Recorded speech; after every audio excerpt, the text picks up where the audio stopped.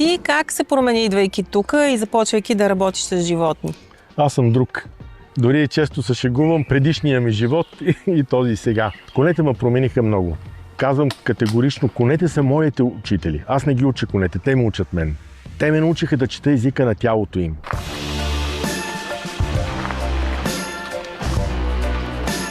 Окото на коня може да каже над 30 неща. Децата в академията го изучават, дори имат рисунки на окото на коня. Във всеки един момент то какво им казва. Те са моите учители и много съм им благодарен. Кой е най-важният урок, който научи от коня? Ами този, който го казвам на децата, че истинската сила не се състои в насилието.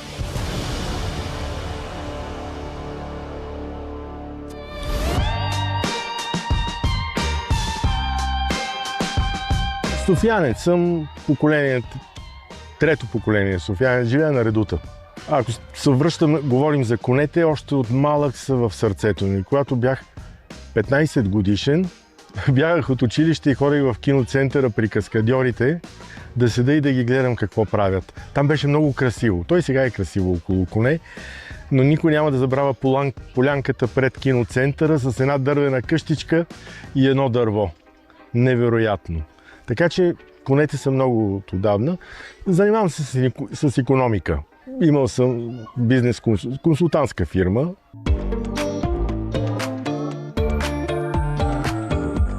Деветдесетте години бяха много интересни години. Мога да кажа трудни години, неподходящи години за бизнес, за обикновения човек. Хората имаха много голямо желание за работа тогава. Всеки взимаше заеми, купуваше някакви имоти, някакви машини, някакви съоръжения. Тогава направих първата си консултантска фирма и започнахме да създаваме реални контакти между български и европейски фирми. Тръгнах с база данни от 70 000 фирми и наистина условията бяха трудни. Митница, договори, плащания. Ние обслужвахме нашите клиенти от самото подписване на договора до спедицията и всички правни услуги, така че наистина тази консултантска фирма беше в голяма помощ на хората, които искат да излязат на пазара. По-късно започнах да занимавам бях представител на фирми за пътно-строителни машини. Тогава, влизайки в този бизнес, имаше проблем с банките. Много трудни, много важни. Тогава започнахме да организираме форумите финанси и инвестиции в строителството. Беше много полезно за фирмите, защото събрахме банките на едно място. Те тогава станаха по-сговорчиви. Тези форуми финанси и инвестиции в строителството тръгнаха из страната, после в Бургас. И общо взето съм занимавал с неща, които съм искал да бъдат полезни на хората и на бизнеса.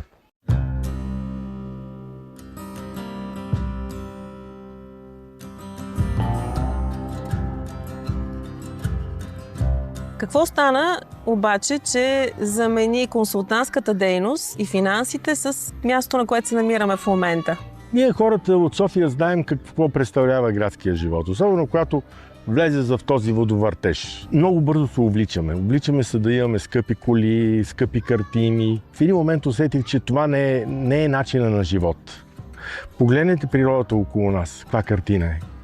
Трябва ли да давам пари за картини, като аз мога да я получа всеки ден? Всеки ден различна, както японците наблюдават, когато дърветата цъфтат. И смятнах, че това е по-доброто, по-добрия начин на живот. Дори и сега тук това, което правим в базата, е на децата да показваме природата, защото те, ако не я видят, ако не видят тези неща, те няма как да ги харесат. Помниш ли момента, в който каза, зарязвам всичко в столицата и започвам да търся моето място, в което да се развивам в моята посока? Спомням си, то не стана изведнъж, то нямаше и как да стане изведнъж, тъй като аз имах взаимоотношения с фирми и трябваше в един период, в който да ги приключа, около 2 години. Така че в този период аз си подготвях тук нещата. Дори много смешно, когато ми се обадеха някои партньори, а аз съм тук, ми се обадят по телефона и чуват птичките, които пеят. И те казват: ай, Здравко, ти къде си? Нали, тези, които са ми станаха, повечето станаха и близки приятели, веднага знаеха да казват: ти си в Скравена. Стана плавно, което е много хубаво. Дори първите 2 години базата, само приятели се събирахме тук да яздим. След това започнах вече с децата.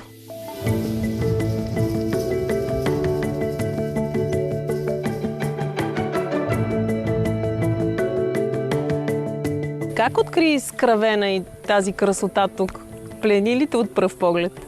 Много трудно беше. Където и да погледна в България, навсякъде е красиво.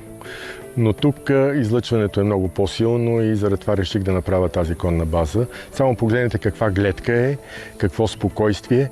Тук, където и да копнете, излиза история. Траки, преди това имаме неолит, така че мястото не е случайно. И реших тук да направя базата и се опитвам каквото мога повече да облагодаря района. Тук зад нас насъдих 450 орехчета, американски чандлър.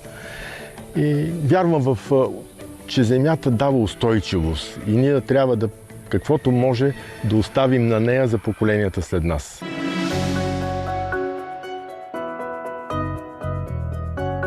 Точно под конната база минава пътя, който свързва Рациария с Азия, сегашния Арчар. Точно под конната база се намира и охранителна могила, която е останала. Много силно място и много подходящо за тази дейност. Природата е невероятна. Отделно, за да може да работим ние по нашата система, на нас ни трябват пасища. Конете трябва да са спокойни, защото ние работим с деца от 2 годинки. Имаше ли идея, че това място ще бъде отворено за деца и ти реално ще им показваш живота в природата? Да, исках да работя с деца. Съпругата ми е педагог. Тя е начален учител. Тя е с 4 магистратури, една от които е богословие. Тя има девиантно възпитание, има психология и тя много ми е помогнала да изчиста, да направя точно този дизайн на лагерите, какъвто е сега. Тъй, че да, исках да работя с деца, защото много е важно те да усетят природата. Дайте си! Мъже, много хубави, да не бои! Това са деца от академията. Ние имаме академия, която започва в септември месец и свършва края на юни. Събота и неделя децата идват, яздат и практикуват Nature Horsemanship. Това е естествено конно майсторство. Един път към сърцето на коня чрез добро отношение. При естественото конно майсторство не е важно толкова какво прави коня, а в основата е как му казваш, как му показваш какво да направи. Това може да се постигне единствено, когато се познава коня в дълбочина, неговата физиология, неговата психология и езика на тялото на коня. Ти откъде се вдъхнови за точно този метод? Как се учеше? Предишната ми работа беше свързана с много пътувания. И обикаляйки в Европа, попадах на места, където практикуват Nature Horsemanship и ми направи впечатление с каква лекота работят с кончетата, че конете. Самия поглед на коня изглежда по друг начин, когато той няма тази транзела в устата, когато той не е третиран като роб, а има отношение към него и реших да го пренеса тук.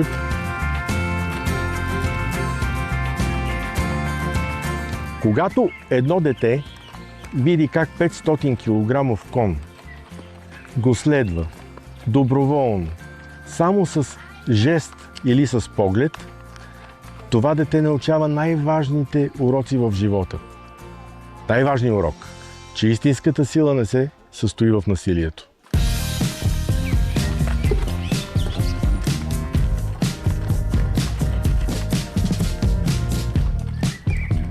Усещането е уникално. Наистина няма подобно нещо. То е като изграждане на приятелство с друг човек. С времето, започваш да се сближаваш все повече и повече с него и стига се до момент, в който общо взето сте семейство. Същото нещо е и с конете. И какво научи за конете? Научих, че те са едни прекрасни създания, че са много добри и могат да ти се доверят изцяло и ти на тях. Че те те пазят, когато ти се доверят, можеш да изградиш много хубава връзка с тях. Има ли разлика между конете? Имат ли характер? Всеки кон е различен. Някои тичат по-бързо от други, някои се плашат по-лесно, други имат по-голям дискомфорт на копитата, но всеки кон има нещо специално и езача трябва да намери специалното нещо в коня си и да намерят общ езика на тялото. Най-важното нещо, което научих в тази база, е уважението към конете. Значи конете са много специални животни, те са много чувствителни, към тях трябва да се подхожда много с уважение и много просто нежно.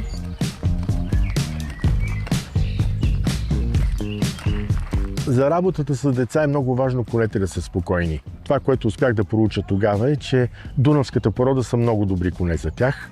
Спокойни, балансирани. И започнах с дунавски коне. Дори първия ми жребец, Крес, невероятен кон. Последствие, то апетит идва с храненето. Реших, защото се говори, че не всеки кон подходящ, не всеки кон може да бъде научен. И заплодих кобилите си с Кахел. Той е известен кон, чистокръвен арабин. Имам от Кахел 3 кончета, които са обучени перфектно, работят с деца от 2 годинки, което показва, че не толкова породата е важна, колкото самото отношение към конете и начина, по който се работи с тях. Ти как се промени, идвайки тук и започвайки да работиш с животни? Аз съм друг. Дори често се шегувам предишния ми живот и този сега. Конете ме промениха много. Казвам категорично, конете са моите учители. Аз не ги уча конете, те ме учат мен. Те ме научиха да чета езика на тялото им. Окото на коня може да каже над 30 неща. Децата в академията го изучават, дори имат рисунки на окото на коня, във всеки един момент то какво им казва. Те са моите учители и много съм им благодарен. Кой е най-важният урок, който научи от коня? Ами този, който го казвам на децата, че истинската сила не се състои в насилието. Това, което ги учим, че когато децата започнат да разбират нуждите на коня, стават по-чувствителни към нуждите на околните. Мога да твърда, че ние тук не произвеждаме просто ездачи. Ние подготвяме лидери с големи сърца. Благодарение на кончетата. Те стават такива. Когато сме изградили доверието на коня, той ни пази.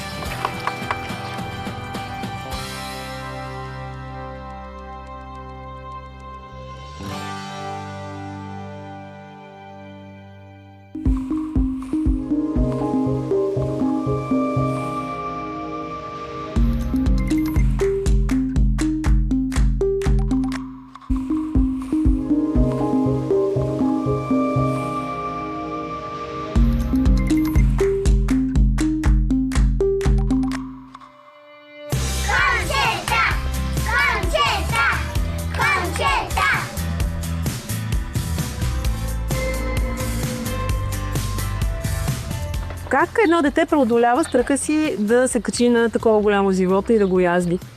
Ами, според мен всичко идва до време, до това да станеш приятел с коня, да изградиш доверие между човека и коня.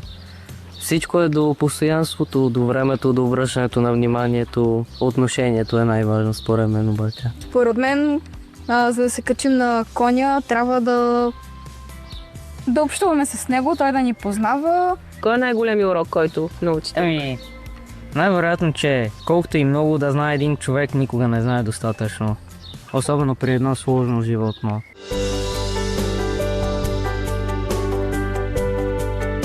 Колко е важно в сегашното съвремие и технологиите, от които са обградени децата, да ги вадиме на такива места и да им показваме истинския живот? И това ли е твоята основна цел? Ако попитате децата как изглежда щастието, те няма да ви опишат екран на телефон. Те ще ви разкажат сутрин как се събуждат в палатките, тук в базата, под планинското небе. Ще ви разкажат за ласките на любимите кончета.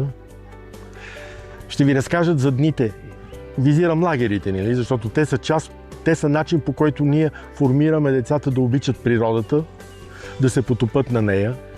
Ще ви разкажат за дните прекарани тук. Ще ви разкажат как прегръщат кончетата, как яздат. Тук деня минава с езда, танци, игри.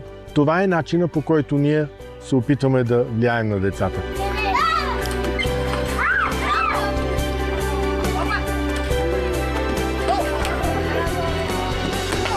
Всичко звучи като една сбъдната мечта. Кои са обаче нещата, които не виждаме? Кои бяха трудните моменти, през които мина, за да се случи това нещо?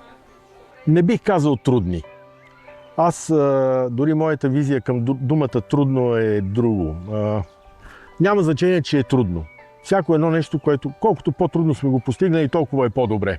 Толкова повече сме се изградили, толкова сме станали по-устойчиви, повече сме научили. Тъй, че трудностите специално мен не ме плашат, харесвам ги. Мога да кажа емоционални моменти. Това да се съберат хора, да се обединят около една кауза, не е само да се реставрира манастир.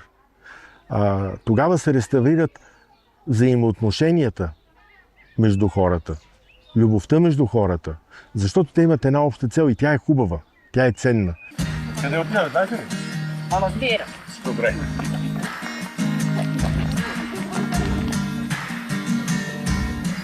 Къде се намираме сега? На прекрасно място. Манастира Свети Николай, Летни.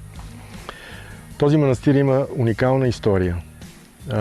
Разрушен е от турците и 1939 година на отец Филип, който е свещеник в едно софийско село, в сън му се явява Свети Николай и му казва: ще отидеш в Скравена, до вековното дърво, ще копаеш и ще намериш основите на храм, който носи моето име.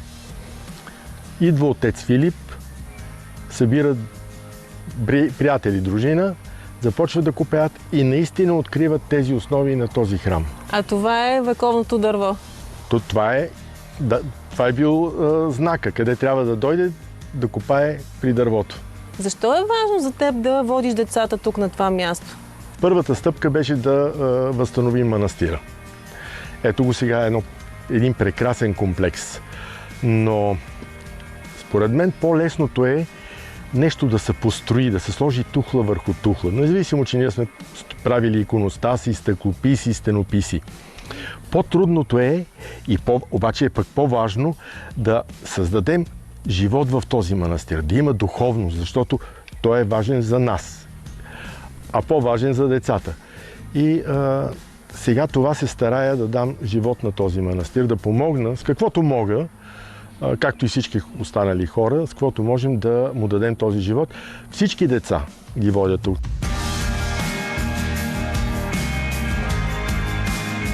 Това е железен дъб.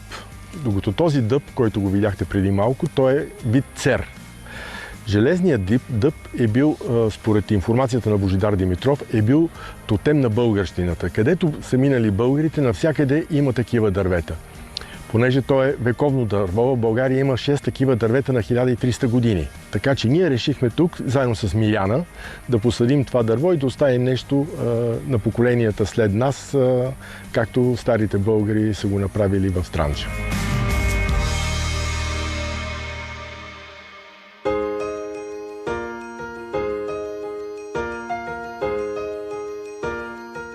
Ти наблюдаваш тук много деца. В сравнение с твоето детство, с моето детство, има ли промяна в тях? Как ги виждаш? Как ти се струват децата? Оптимист ли си? Децата са прекрасни. Както конете, аз не съм видял лош кон, така не съм видял и лошо дете. Конете, ако има някъде лоши коне, те не се раждат лоши. Някой ги създава, някой ги прави лоши. Децата не се раждат лоши. Много е важен подходът ни към тях. Това, което виждам тук е, че децата, които са сред природата, които посещават нашите лагери. Както казах, от 3 години и половина са най-малките ни деца на лагер. Имам семейства, които с по 3 деца, първото дете, второто дете, третото дете тук. Първото дете, което е било, вече е студент някъде по чужбина. Наблюдавам ги и много е важно родителите да насочат децата си да бъдат по-самостоятелни, по-отговорни и така израстват. Децата, които са в академията, всичките са невероятни ученици. Има обаче нещо. Семейството. То ги насочва.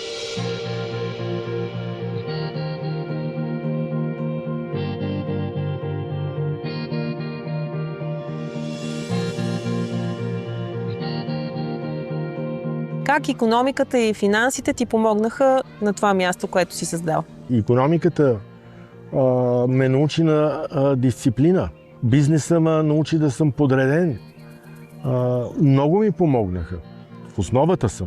Може би, ако не се бях занимавал с тези неща, тук ще да бъде някакъв хаос. Нямаше да мога да подреда всичко. Ето тук сега, днес има 70 деца. Това е малка група. Групите, които идват на еднодневни екскурзии при нас, обикновено са по-големи. 120-150 деца. Една невероятна организация.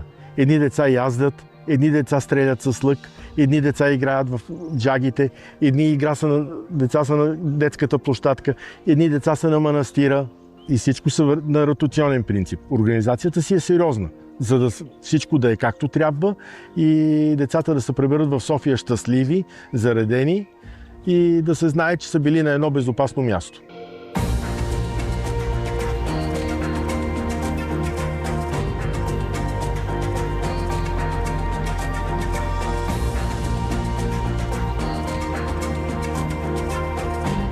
Твоите приятели от столицата, въобще обкръжението ти какво казаха, когато реши да скачиш на коня и да тръгнеш в друга посока?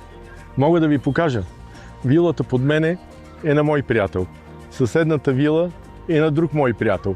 Онази вила пак е на мой приятел. Калин, който си говорихте, вилата тук отгоре пак на приятел. Ами дойдоха тук. Как си го обясняваш? Ето и ти каза трето поколение софиянец, градски човек, икономист, финансист. Как си обясняваш това превъртане, което се получава именно като хора, като тебе? Отиването от едната в другата крайност и заменянето на две противоположности, които раждат нещо ново. Може би има нещо, което ни напътства. Има нещо, което ме води да правя това, тъй като вероятно мога да го направя и то е полезно. За мен не е важно, че е трудно. На мен не са ми трудни нещата. Може би защото ги правя с голямо желание и защото те са полезни на обществото. Някога липсва ли ти е този живот, който си имал преди? Както ти каза Здравко преди, липсваше ли ти на моменти? Не. Ами аз съм си израсъл в София, аз си обичам града. Обичам оборище, да седна сутрин, обаче го обичам неделя сутрин. Спокоен, невероятен. Обичам града, не ми липсва. Не съжалявам за нито едно нещо, което съм правил. То по някакъв начин ми е помогнало да направя това, което имам сега тук. Да мога да съм полезен на децата. Да създаваме тези, за мен, много полезни неща за тях.